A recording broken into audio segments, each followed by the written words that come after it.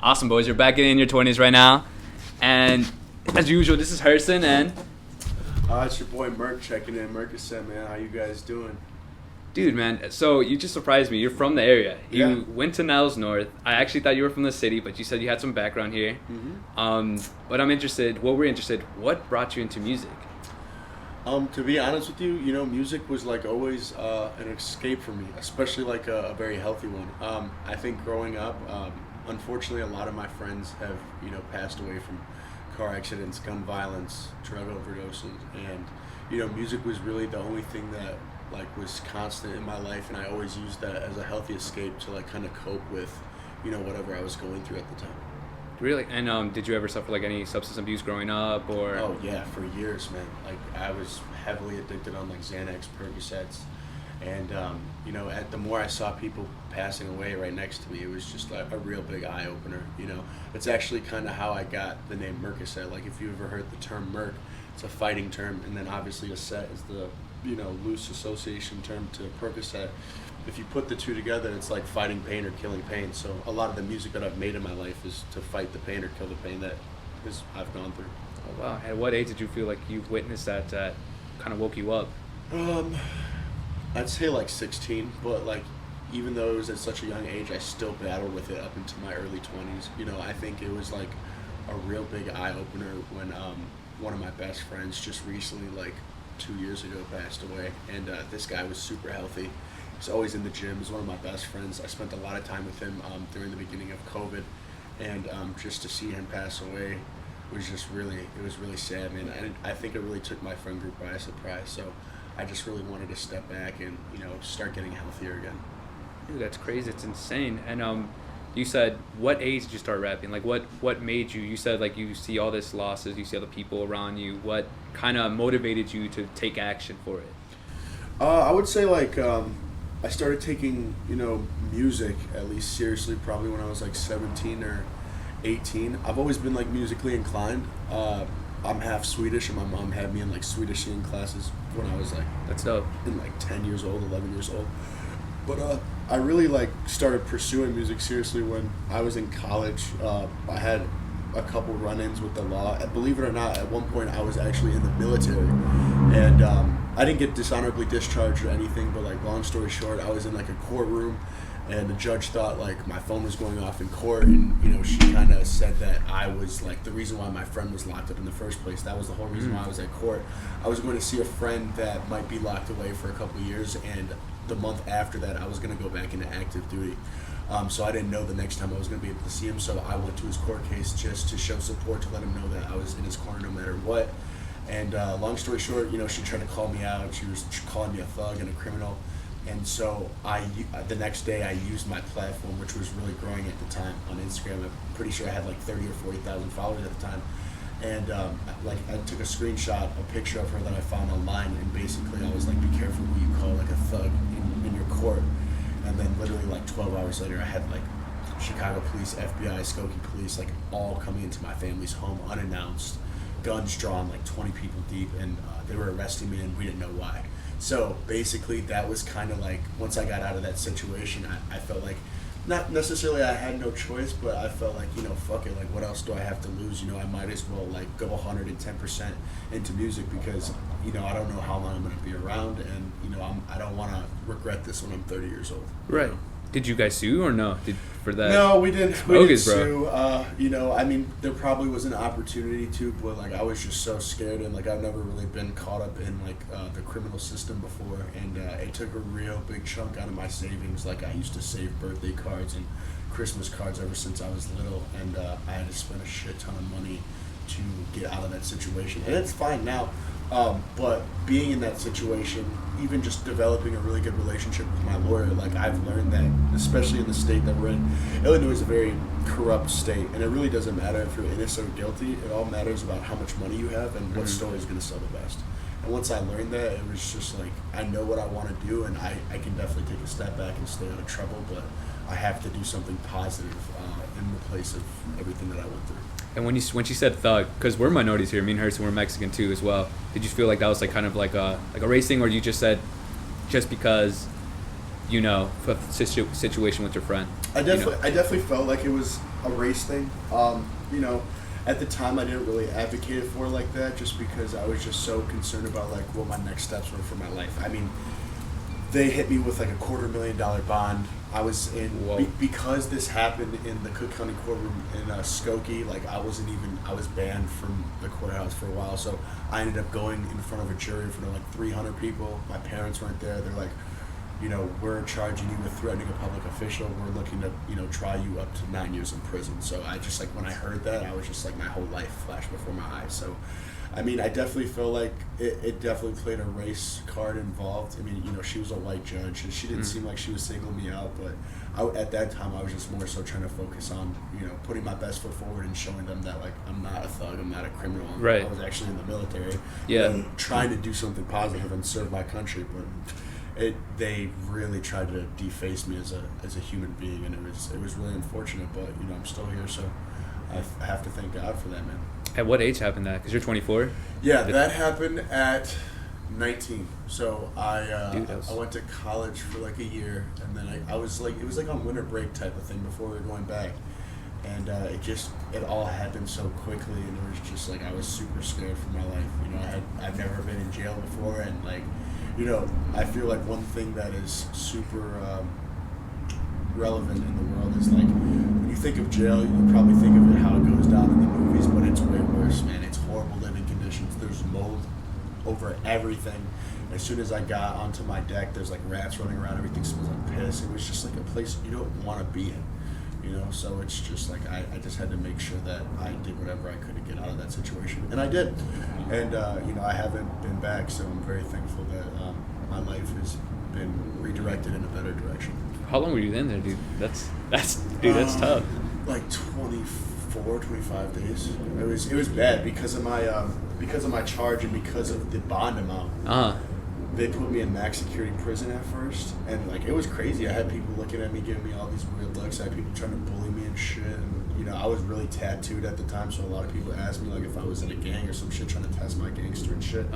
And I just really had to like keep a level headed because, you know, like obviously I could fight someone and, you know, show them that I'm not a fucking bitch, but like I just did not want to take that chance because like one thing that I've also known in jail, it's really segregated. You know, it's like all the black people with all the black people, all the white people all with all the white people, all the Mexican people with all the Mexican people. It's not like that in the real world, you know. As you guys know, you guys are from the Evanston, Skokie area. Niles North is probably one of the most diverse high schools in the country. Yeah. You know, so I've always been raised with the opportunity and the blessing to like have different friends from different cultural backgrounds, and I've never been prejudiced or racist in that aspect, but like when you go into jail, it's like really like they group up together like that. So I was really by myself, and I just wanted to make sure that I was watching over myself in that process. Did you rap anything or any stories? Or No, not necessarily. I mean, I definitely was making a lot of music while I was locked up, but I never really made a song about like that whole process and what I went through. You know, it's definitely one of the darker times of my life, and I try to put it behind me. But you know, I think it's still important to like bring it to light and tell people like, you know, that's literally what I had to go through in order to get where I'm at now. It's insane, dude. And what's your song that touched you the most? Because we've been looking through your Instagram. It's crazy, dude. Like the scenery of it, like the ones you have two pinned that I what's it called? Put in my story. That one's crazy. Like the scenery. What made you go there? Like what impacted you to write that? So I mean, the newer songs that you see now, it's actually funny because most of those songs aren't out. I'm trying to put them on a new project that I'm hoping for December 1st for a release date. I've had them made for about 3 or 4 months, and so many people are asking me like, "Yo, like, is this on Apple Music? Is this on Spotify?" Now Sneaky Link's been out for a year, which a lot of people fuck with. But I think the one that you reshared was Attention, and you know, I came up with that song because, you know, the last 12 months I was kind of in like a relationship, but not a relationship. I guess people call it a situationship, and like, you know, it was the first time that like I actually was in love with someone. I gotcha. And you know, I still love this girl with all my heart and stuff, but it was like, bro, like when I found out like she didn't love me the way I loved her, it's almost like finding out that the Tooth Fairy or Santa Claus isn't real, bro. Dude, you know, it really broke my heart.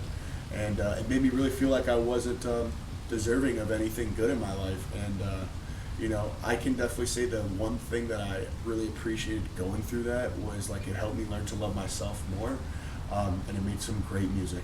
It made some really, really great music. So I don't regret anything in that aspect. I just wish I would have went about it a little bit differently. You know, I felt like I said some words that were really hurtful, and I just like I'm a big fan of like, you know, treat people how you want to be treated. You know, I think it got to the point where it was like I'm a really nice person. It takes a lot to get me angry, but it was just like she kept poking the bear, you know, and then I blew up and I got bitter and I said stuff that I definitely regret, and you know, we don't even talk to each other anymore, and it sucks, you know what I mean, because it's like picture having a bad day, and it's like for the last 12 months you spent every day with this one individual, and even now like I could have a bad day and it's like I'm so used to like wanting to pick up my phone and text this person and tell them how I'm doing in my day, but I'm not even on that level with that person anymore, you know what I mean. I can't talk to her really, like we have each other blocked on everything, and it's really unfortunate, but you know, I think I needed to go through that because, you know, as I was in love with her, like when I met her, like she was really broken, and you know, I was helping her fix herself, but I was breaking myself at the same time. You know, I started prioritizing her and putting myself last. Right. And I think I needed to go through that because, you know, I needed to learn how to put myself first again and love myself the right way. Do you think that affected your mental health? Oh, so much, man. The last year I've wanted to get back into doing drugs so badly because it's just one thing after another. You know, like I go to the gym because it definitely keeps me grounded in a sense, and I still make music and stuff. But you know, it was my first real heartbreak. She was younger than me, so she probably doesn't care as much as I do. But it was really, really hard on me, and I'm still going through it. You know, it's a lot better. But one thing that I want people to understand is like healing isn't linear. You know, I have my good days and I have my bad days. Some days like it doesn't bother me as much, and some days like I want to crawl in a ball and stay in bed all day. You know, but it's all about like how productive you want to be with your day. And you know, now I have things that will make me feel better, like deep breathing or going outside and getting sunlight and talking to my friends about it. You know, and that's a huge thing on, you know, men's mental health. I feel like everyone not talked about. Yeah, it's not talked about. People want to put us in this box where it's like, oh, be a man, like thug it out or like shrug it off. But it's like, man, like there's the biggest mortality rate with suicides is compiled of male suicides. You know? Right. And it has to be something that is talked about more. You know, because if it's not suicide, it's overdose. Yeah. You know, and we gotta have something better. We gotta have a better change for the world, especially with men. You know. Let me drop you this question: where do you find hope? If someone was asking you on the streets for help, where do you find hope? Because he just feels stuck. I believe I find hope in love. Just because, like, you know, even though I went through heartbreak, like I still believe in love because of the way I love people. Right. You know what I mean? And I think also, you know, with God. And I'm not a specific religion. I used to like identify specifically as like Catholic or Christian, but I respect all walks of religion, and I have to believe that there's a higher power, God, because of all the evil that's in the world. You know what I mean? If there's so much evil, so much of devil's work, there has to be a God. You know what I mean? And I think that's what really gives me hope and helps me bestow that hope onto other people that are struggling. Right. What do you say? That's what keeps you motivated? Like all the things that have happened in your life to keep on going with music and stuff like that. I mean, you're pretty big. I mean, with music already, but like, was there ever a moment in your life where you were like, dang, this isn't going, like, this isn't, like, I see all this hate from other people and stuff like that. So. Oh yeah, 100%. I think I still deal with that every day. You know, one thing that a lot of people don't understand is like, as an artist, like, if you're really passionate about this, you got to know from the jump that it's not about the money. You know, it took me a long time just to be able to monetize myself properly and get paid properly. And you know, sometimes it's still not even enough. Like I'm not in it to get paid. You know, obviously the end result is for me to make enough money where my parents don't have to worry about anything, my brother doesn't have to worry about anything, everyone around me is good. But you know, I've definitely went through all the emotions, and there's been millions of times where I've wanted to give up. You know, but I think it was like the people around me were the ones that motivated me to keep going and keep, you know, pushing forward. Seriously, because there are days that I just want to give up, you know. But every time that, you know, I kind of get back on track, another blessing comes into my life. So I always try to think of the situation in a lighter perspective. Always be more optimistic about it. I love that because I feel like if you're doing what you love, you won, and if you're good at what you do, the money will come. 100%. You know what I mean? 100%. I think if you're truly, you know, passionate about what you're doing, the money will chase you. You never have to chase the money. You know, it might take a little bit longer, but if you're in it for the right reasons and you have your best foot forward, you know, you'll be taken care of. It'll be all right in the end. You know, and if it's not all right, then it's not the end. Like how Herson said. So you obviously have haters. Everyone has like a person that doubts you. What do you do with that? Like, how do you cope with that? What do you do to be like, you know what, I'm gonna prove you wrong, or do you just not care? Do you push it aside? How does that affect you?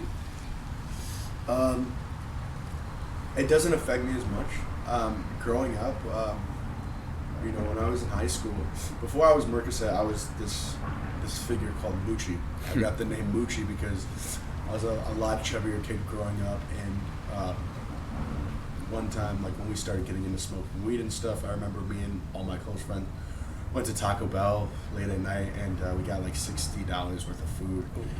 I don't know why the fuck they gave me the bag on the way home, but they gave me the bag to hold on to. By the time we got to my friend's house, I done ate like almost half the order. Everyone was like, what the fuck? Like, Tyler, you're mooching on all the food. So Moochie stuck for a while. But Merc, that's when I got like more serious into it, and I think that's when I just really told myself, like, you know, I gotta really give it 110% no matter what. You right. know? And I've learned a lot that way. You know, I didn't have like a big homie in the industry growing up, so everything that I've been able to accomplish was all off of trial and error. So with the music industry, who put you on though? Like, what made you that someone saw you? I don't know if you got help or you just made your own platform. Like, did someone be like, yo, I believe in you? Like, you know how they say you only need one yes. You know, you can fail as many times, but you only need that one yes to, like, make it. So, like, is there anyone that actually, like, reached out their hand and believed you just to give you a little push? Not necessarily. I mean, I could use Kush as an example. Kush was someone that really, like, you know, pushed me to put myself out there and stay consistent with what I was posting. Because around this time last year, I probably had, like, 1 to 2 to no posts at all on Instagram. All right. And he's like, bro, like, you have such a big following. Like, in order for you to stay, you know, relevant, you need to consistently post, even if it's little things, you know. And I used to hate posting, especially when I was going through the breakup. I didn't want to be on social media and stuff. But, you know, the more I post, the more positive feedback that I was starting to receive. And, like, it was kind of like a reaffirmation saying, like, yo, like, people really do like my music. You know, it's not that they don't, but it's like they're not able to judge anything if I don't have anything out. Right. You know, so I just, like, really started to start putting out content. And I try to stay as active on social media as I can. Sometimes I really don't like being on it, though. Okay. You know, I think social media definitely played a huge role in my mental health. I just, now the way I do it, I just try to always do something positive out of it, you know, no matter what it is. I think a lot of people go on social media and they always seek immediate gratification, and that's not how it should be. You know, I think a lot of people also compare their life.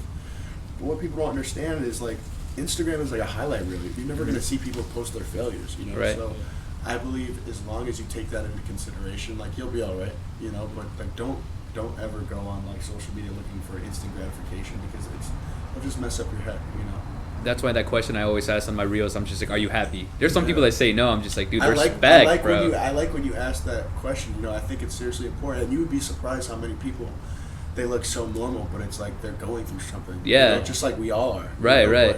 But I think it all depends on, like, how you look at the situation, you know, and as long as you're always looking at the glass half full instead of half empty, I think you'll be able to make something positive out of anything, you know. Mm-hmm. What do you see yourself, like, Merc? Do you want it to outlive you, or how do you see that in 5 years? You know, I think I'll always carry the name Merc. I've always, like, considered changing the name to just Merc, because I didn't want people to get confused on, like, obviously, like, you guys saw the whole, you know, era of Lil Xan. Yeah. A lot of people gave him controversy around his name and was asking him if he was, like, promoting Xanax around his name, and it's like, with Merc, like, I haven't got too much backlash, but I didn't want people to think that I was promoting drug use in any way, even though that's what I went through. Right. You know, it was just more so the name and how I came up with it and why I decided to stick to Merc. But, you know, I think, you know, Merc will always live on in people's lives. I think the greatest thing about me being an artist and where I'm at right now is that, you know, there's Merc fans that aren't even born yet. And I think it goes... That's crazy. I think it's crazy to think, how right? you said, I think said it goes way beyond, you know, like my human form. And, like, I think that's why I really like music, because it's like, my music's going to live on way before me, like right. way after me. So, you know, as long as I'm able to positively impact people through that, like, it's always going to be a win in my eyes. Right. No, yeah, I really like the meaning behind and I think you should keep it and not change it. Yeah. Thank you. I appreciate that, man. I probably will keep it. You know, it's just like fuck you. Like, it's for a good reason. You know? No, yeah. Seriously. Yeah. Also, I was gonna ask you. So, like, when did you realize that you had a talent for music? I would say it was like my breakout song. It's called "Open Your Eyes." It's my biggest stream song. A lot of people think that they have to be in this fancy studio to come out with their best, you know, song and stuff, but it was crazy. Like, even prior to me making that song, I used to be in, like, the Code House. I used to be in Classic Studios. These are all big, well-known studios in Chicago that, like, Lucky, Chance the Rapper, King Von went to, you know? And I always thought I had to be in, like, this top-notch studio with the top-notch producers. I have a real good friend that just actually recently moved out to Arizona. His name is George Burrow. He is the owner of Dream Street Studio out in Fort Knox Studio, like right in Portage Park, like right off the Wilson exit. And before he, you know, owned that studio, I used to go over to his house and record in his closet with like a sock as a pop filter over the microphone. Yo. And I literally recorded "Open Your Eyes," and it just sounded amazing. And it was just like so many people liked it. And that's when I realized, I was like, I could actually do this, seriously. Like, a lot of people like the music, and I wanted to see like how much more diverse I could like stretch it. That's one thing that I love about music, is that, you know, I started off as rapping, don't get me wrong. I think rapping was the thing that gave me the confidence to get my foot in the door. But now I'm more so like a pop artist. I mostly do singing stuff. I like that. You know, and I think that was the song that really changed my life. You know, that was the song that got me like an independent deal, and ever since I've just been trying to, you know, blend the genres of music and see how versatile I can really go with it. Did you ever take singing classes? Yeah, at one point I was like in Swedish singing classes, not really regular singing, but I can tell you the whole reason why like I fell in love with how I sound in a microphone was for like my 12th or 13th birthday. My mom got me like 2 hours of studio time with like 10 of my friends. It was basically a thing where like she rented studio time. It was like a pizza party afterwards, and then they burnt the CD and gave a copy to each of me and my friends. At the time, I was really big into Transformers, and I loved the song New Divide by Linkin Park. So I chose to record that song. It was kind of like a little Kids Bop thing because you could hear us all on the track. But that was the first time that I like really fell in love with like the recording process and hearing myself in a microphone.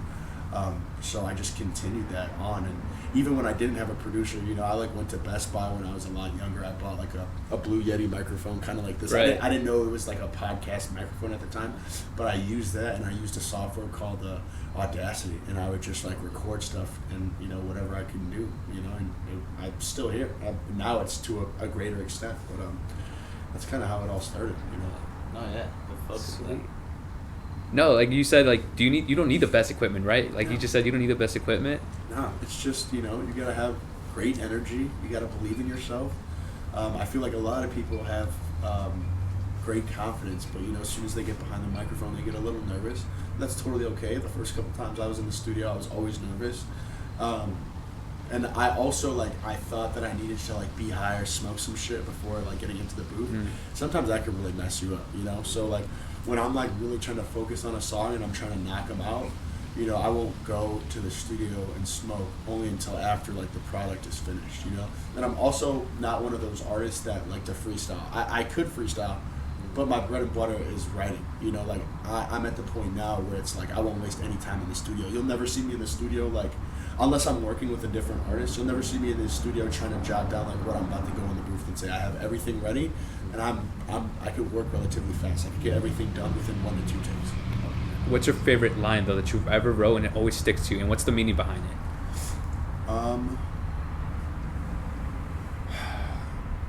I'd say, open your eyes. I have to be the greatest that I gotta be, so my mom could finally say she's proud of me.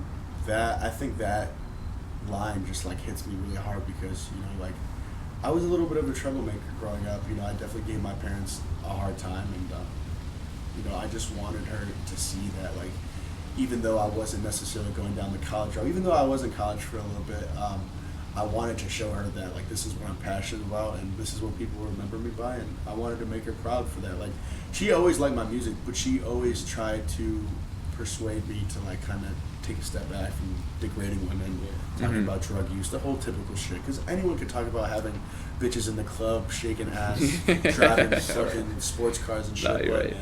it takes like a real genuine artist to talk about mental health, like where we're at in the world, what we need to do better. And I kind of started focusing on that more, and I've gotten way more positive feedback with that. Yeah, I was gonna say on your Instagram, I was looking at all the new videos that you post, videos that you posted, and they kind of sound, correct me if I'm wrong, but they kind of sound like country rock, Yeah, isn't that crazy? I like it It's a lot. wild. That's why I was like, dang. So I saw some of the first videos you posted, and it sounded way different. Way different, yeah, right? yeah. And I was like, dang, I really fuck with like the transition like between that and now. Yeah, I know. I think a lot of people try to put artists in a box where it's like you're doing one thing, you should stay doing one thing. But I could give you like Machine Gun Kelly as an example. A lot of people hate on him, and don't get me wrong. Like, obviously, I knew him from when he was a rapper, but the way that he transitioned into rock, I think that could have been the best decision for his career. Like, all the stuff that he's made as far as Tickets to My Downfall and Mainstream Sellout, that is timeless music. You know what I mean? And that was kind of the inspiration for me to step out of my comfort zone and kind of start doing that country stuff, to kind of start doing that rock stuff. And I've gotten a lot of great feedback on it, and that's why I'm saying, like, people still address me as a rapper, and that's totally fine. But it's like, for anyone that's really paying attention, I'm not just a rapper. I'm like really trying to do something and not be categorized as anything, just like an actual artist.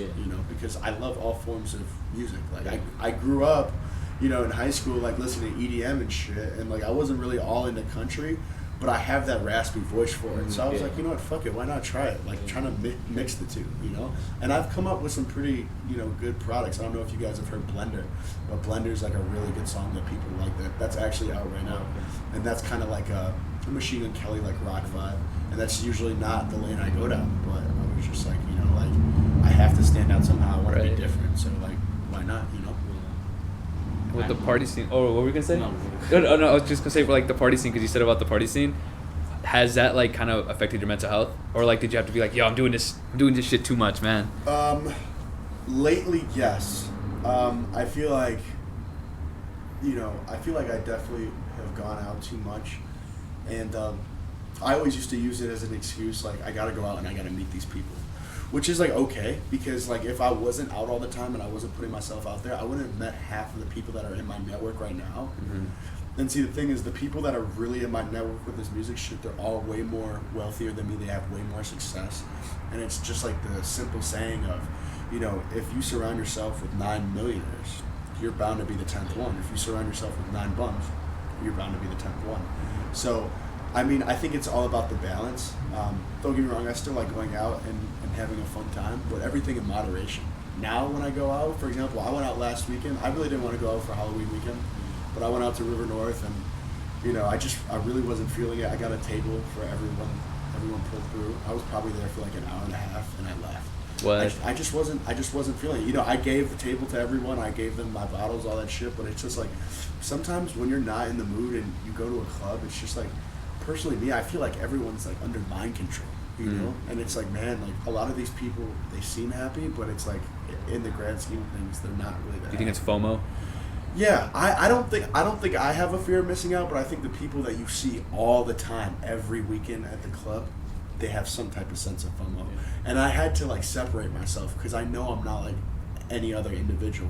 Right. I'm not necessarily meaning that I'm better than anyone else, but if I want to continue to thrive and excel at the level that I'm at with my artistry, like, I have to learn when to say no. Seriously, I can't always be a yes man, and I personally feel like, the more I go out, the more drinking and drugs I'm doing, and it's just not good for my mental health, Which takes a lot to like say no. Yes, So yes. that's impressive. It does. It really does take a lot, because I have beautiful females hitting me up. Oh, Merc, come out.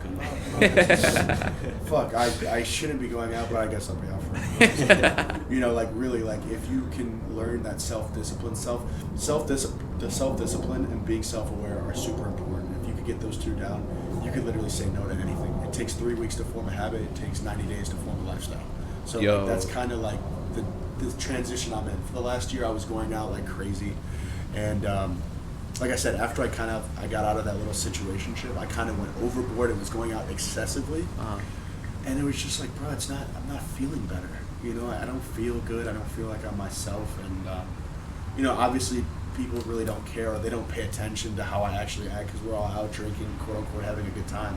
But it's like, if you try to have a conversation with me outside of that setting, you would know right away that I'm not the happiest. I would be, right. I feel like that's why I like music too, because I feel like most of these artists are screaming for help, but we're just seeing their Instagram like, oh, they're having this money, the cars and stuff. But I'm like, dude, like Mac Miller, he's my favorite artist of all time. He was screaming help in his music, his abuse, all this stuff, and then, you know what I mean? Like, we saw it coming years before, but no one paid attention to his music actually. And, I think that's the really like sad and unfortunate thing about it. That's really interesting that you brought up Mac Miller. Another person that I'm going to bring up into conversation is Juice.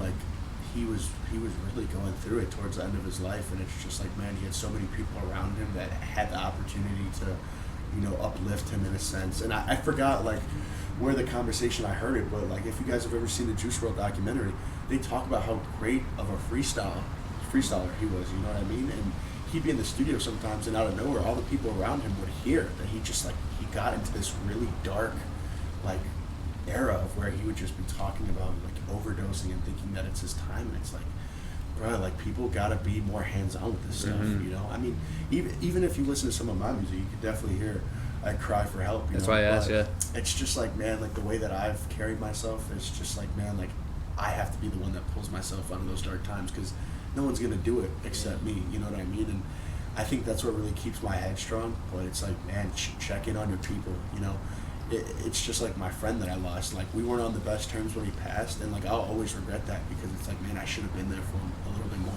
And that's about having that human aspect in life, and trying to be there for one another, because you know what, like I said, it's free 99 to be nice to people, and you never know what people are going through, so just always try and be nice to everyone. Have you ever felt like someone took advantage more of you, like anything, like just like right now where you're at, like the past 6 months, anyone take advantage of you? And first of all, what goes through your mind when that goes through? Like, do you get mad? Because I feel like I would get mad and pissed, and I would react by emotion. And how do you deal with that? You know what I mean? I would say I definitely get taken advantage of, but like I know how to keep my distance. It hurts more when it's like you actually build a really good rapport with someone, and then you find out they're exploiting you or they're using you. Like I was never like the best looking kid growing up, and I was on the chubby side. I never really like had a really good looking girlfriend in high school, let alone a girlfriend. But one thing that I could tell you that's like a very a shallow example is like the blue check mark. I have so many girls in my inboxes trying to fuck with me just because they see that I have a big following, they see I'm verified, and it's like, are you gonna actually be in my life for the right reasons, or are you just gonna be another disappointment? It's like, and it's kind of just like that. The last situation I was in, it was just like, man, like I really loved this girl, and I just felt like towards the end of it, she was really taking advantage of me for my kindness, and I felt like when she realized that I wasn't going to leave her side and I would never leave her life, I feel like that's when she developed a loss of respect for me, and I forgot who says, I think it's who's the girl from Euphoria, Zendaya. She says in a scene of Euphoria, it's like, when you know people are going to be there for you forever, that's like the last time you ever really think about them. That's insane. And it's like that like really hit me hard. And it's so it's like now it's just like I keep my distance to a certain extent. I know when people are trying to take advantage of me, and it's okay, because like I don't have that big of a relationship with them anyway. But moving forward, it's really hard for me to let people in. Like my walls are up here, and you know, if you stick around and you're here for the right reasons, like obviously actions speaks louder than words. You I know? love So that now. I'm definitely able to distinguish the two. Okay. But I don't really take it personal as far as new people coming into my life because, you know, and as fortunate as it sounds, nothing lasts forever. You know what I mean? At one point, everyone in this room, we're all going to die. And so, like, I've just learned that even the people that do try to take advantage of me, I try to show that I'm there for them in some way, shape, or form, and that I could add some type of value to their life. Or there's something positive that they could learn from the interactions that they had with me. You know what I mean? And that makes me appreciate life way differently. You know, I might not ever get a moment to be with you guys like this ever again. So I always I'm appreciative of the situation I'm in, the people that I'm talking to. And you know, you just gotta always be thankful. You never know when your life can get cut short. Dude, that's insane. You talk about you talk about it really deeply, man. I was like, No, seriously. no, that's no respect with that. And like I said, like 5 years from now, do you want your own studio? Do you want your name big? Like, how do you want that? You know? Are you signed? Yeah. By... So I was signed to Empire. At the time, I'm like 30. But you know, I would be super okay with just being like an A&R or being someone that develops artists, like that works with, you know, a label and stuff. And just, you know, I'm very interested to see how, you know, the next wave or the next generation of artists is going to be because it's always something new. Chicago is, you know, one of the most prominent places to come out of the music. We've had some great people come out of here. I think the top 4 would be like Chicago, New York, Atlanta, LA. Those are like the number 1. So I'm very blessed that we reside in a place where music is so like favored, you know, seriously. Any big artists you've worked with though, or featured for, or try to collab with? I've opened up, so I have a song with K-Camp. It's not released yet. K-Camp, dude, I haven't heard of it in a minute. And I opened up for him in 2019 at Indiana University. He's a great guy. He kind of helped me like put more energy into doing the right stuff and wanted to expand my stuff as an artist. The only reason why like I feel like it was wrong timing was because in like 2019 I didn't really have a lot of music out.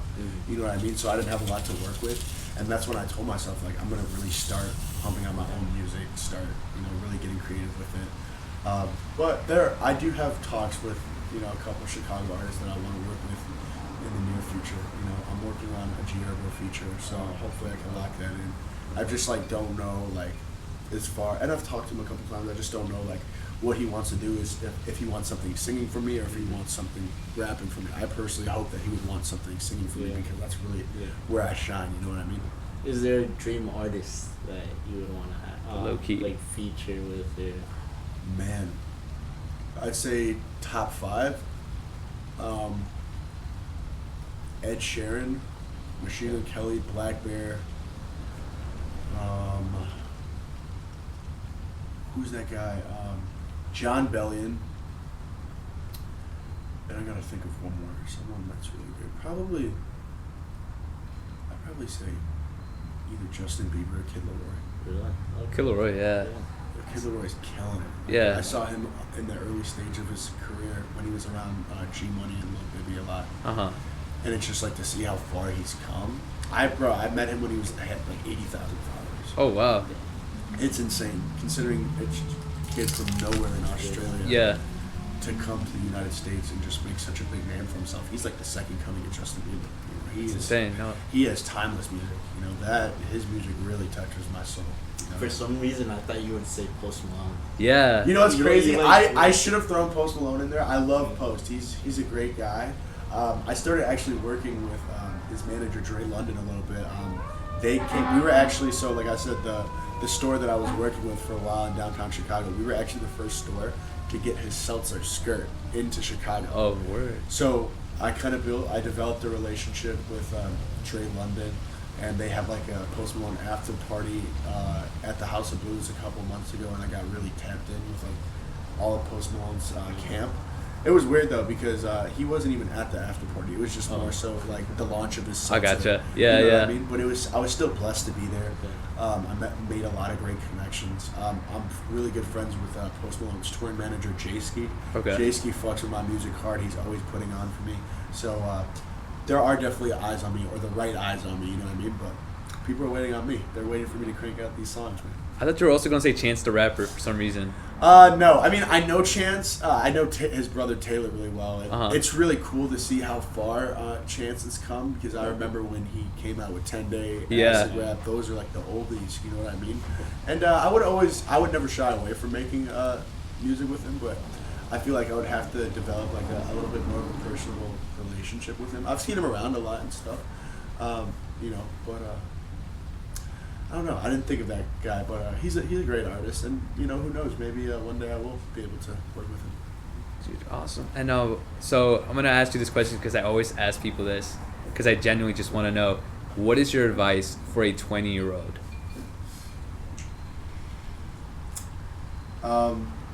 I would say don't be so hard on yourself.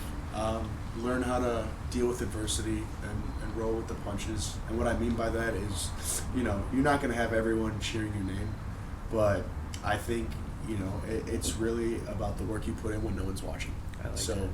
As long as you don't take yourself too seriously, like in your 20s, and you just work hard and you also have fun with it, you know, that will ultimately build the foundation of your life, no matter what direction you're going. If you want to be an artist, if you want to be a doctor, if you want to be a lawyer, you can do it. And I believe everyone will have their time in their life that they'll get their moment. You know what I mean? But it all depends on, you know, how willing you are to sacrifice. Are you willing to sprint through the finish line with a blindfold on and you don't know where the finish line is? That's true. That's the ultimate test, you know. I like that, dude. And just to wrap up stuff too, I wanted to bring up, because you met the Nelk boys. Yeah. And you said, how did when you met Steve, like, what do you mean? Like, I know he's a great guy too, but like, how was the story, like, when you met these guys? It was insane. So they were in Chicago. Yeah. They brought a huge amount of cases over to the store that I was working at. He's just a character. I mean, Kyle's a great guy. So is Steve. So is Gabe. I actually got a little bit more involved with them because of Kush. Okay. Kush is very tapped in with the industry. He knows so many people. He originally met Bob Menery. Bob Menery was a co-host on the Full Send podcast, and he's really good friends with Steiny as well. So I got really involved with them. I've known about the Nelk Boys for a while, but you know, I didn't really get to like formally introduce myself as Merc until, you know, they came to Chicago and they started listening to my music and stuff, and that was really cool, you know. And I hope I could do something with them in the future. You know, me and Kush told them, like, next time they come in Chicago, like, we'll take them out, and hopefully we can. I actually have so I'm gonna shoot for December 1st. Okay. Before that, I actually have a project dropping Monday, November 7th, called The Baby Tape. It's 4 songs. November 7th. Okay. And that kind of is like a little taste of like the new music I've been working on. But it's like the older music, you know. These are a couple songs that have been made for about 2 years, and I need to drop it. You know what I mean? Like it's kind of like the lottery. You have a better chance of winning the more times you put in. So like, I don't really have anything to lose, and people are waiting. So you know, why not? You know what I mean? So I'm shooting for December 1st, God willing. Let's go. What's your socials? Where can we reach you at? Where can people reach you at? Guys, you can follow me on Instagram at MERCXCET, TikTok at Mercocet, MERCOCET. Same thing with YouTube, Spotify, Apple Music, MERCOCET. All right. So Monday, November 7th, man. Check it out. Thank you, boys. Thank you, guys. Shout out to In Your 20s podcast, man. Best podcast around, man. It's Merc, baby. Let's go.